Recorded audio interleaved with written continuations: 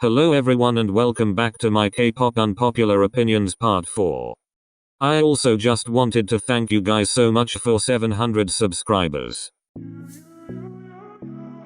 Okay, I know this will upset a lot of Astro fans, but remember this is just my opinion. The only reason Astro has a decent amount of fans is because of Cha Eun-woo. Now I'm sure the rest of the members are wonderful and kind guys, but just because they are good people doesn't mean they will be popular. In my opinion, if Cha Eun-woo were to leave Astro and debut solo, he would do just fine, but would hurt Astro's popularity catastrophically. Astro on their own are sadly underrated and underappreciated, but with Cha Eun-woo gone they would have so little to no fanbase.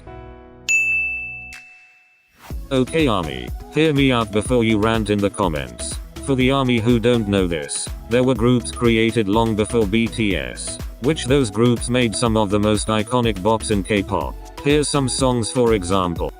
Fantastic, baby. Dance.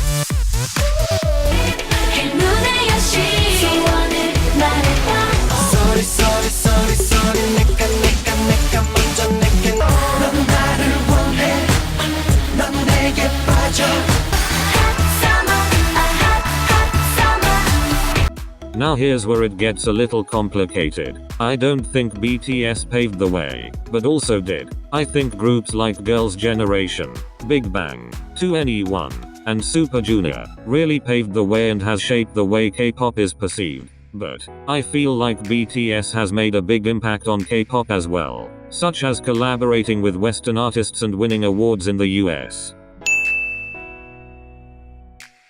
I'm not gonna lie, Kill This Love and D4 were not my favorite eras, and I feel like Blackpink was trying to go for a D4 part 2, and hopefully try to recreate the amount of success it got, which worked of course. But for me Kill This Love was bland. I would choose Stay over that song, or any of Blackpink songs for that matter.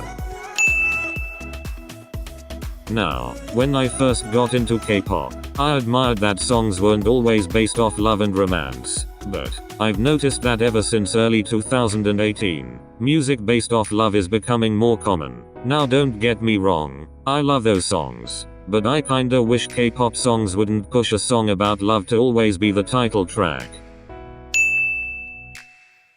I'm not gonna lie, I was debating on whether to say this or not, but it is my opinion after all. But yes, I feel like Blinks are becoming the old ARMY. Blinks were always kinda just there, until Blackpink blew up with D4. As we know, ARMY's back in DNA era were as toxic as ever, but I feel Blinks are quickly heading in that direction as well. And before you attack me, I'm not saying all Blinks are toxic. Only the few that are still new to K-pop and start talking shit about other groups and act as if they know everything. Luna. I'm at a loss with this group. I dislike their music but like their music at the same time. The whole Stan Luna thing was funny at first but then started to get annoying. Back when I first started listening to them I didn't see anything really special about them, until I listened to some of their solo songs, which got me completely hooked. You can sleep on these girls if you want, but I suggest giving them more than just one listen before you go out and call their music garbage. Because I can almost guarantee you that there will be at least one song you will enjoy. I asked K-pop fans why they don't like them, and they reply with, I don't like their music because it sounds like twice as cute as music on steroids.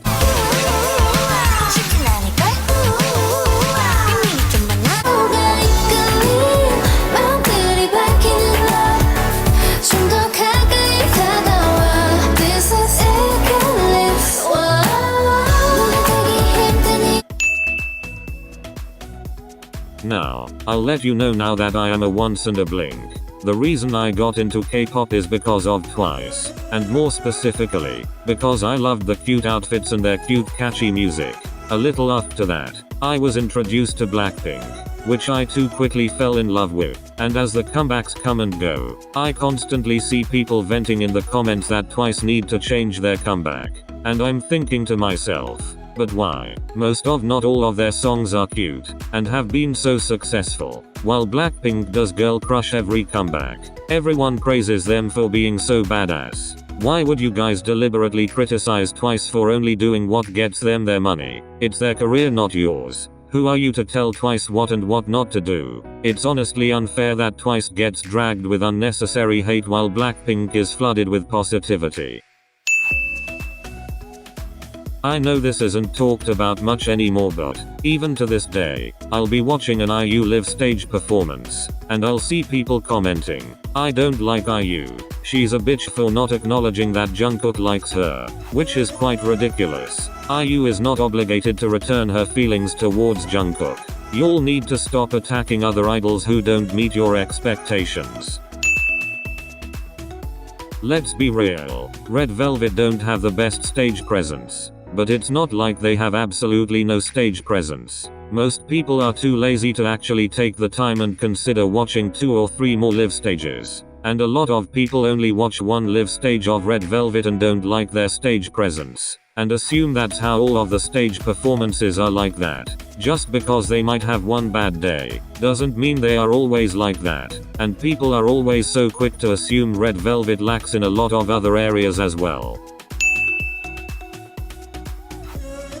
Okay, we saw how successful TXT's debut was. It was a bop which was loved or hated. But now I am gonna vent a little about boy groups out of the big 3. Whether you like it or not, boy groups out of the big 3 won't make it big. They usually stay underrated, which is quite sad. But if the boy group was released under a big label, they would have no problem, and be just as successful as groups like BTS, GOT7, TXT, EXO, NCT and etc. I sometimes see comments go around about how successful the big 4 is, and I wondered. I thought it was the big 3, and I guess ARMYs took it into their own hands to include Big Hit Entertainment as one of the top companies, which is true that Big Hit is very successful with managing BTS and TXT. But for me, I don't agree with Big Hit being a part of the big 3 for one reason. Girl groups. Honestly, Bang PD needs to get over the scandal with Glam. He can't hold grudges against every female in the world just because only a few girls disappointed him. Here's the thing. If boy groups or girl groups aren't your cup of tea, that's fine. But I do have a problem with it if you are going to criticize the group just because you don't like their type of music or concept. The people in the comments who say stuff like, "Stop sleeping on this group," need to stop. There have been times where I took someone else's advice and I completely waste my time. It's okay to only like a certain type of K-pop. We all have our preferences, and the people who constantly push others into making people listen to their favorites are annoying and need to stop. This one's gonna be short cause there's really only one right answer. Seungri belongs in jail. Period. And for all you Seungri stans, you need to stop blindly supporting everything he does because it makes you guys just as guilty. This one is actually just a personal opinion, but I prefer groups with a lot of members than smaller groups. I just like the variety of different personalities, amazing choreographies, and energy from the groups. Most people I know will say, "Why are there so many members?" And then they don't want to have to learn all of their names. But for me, I really enjoy big groups.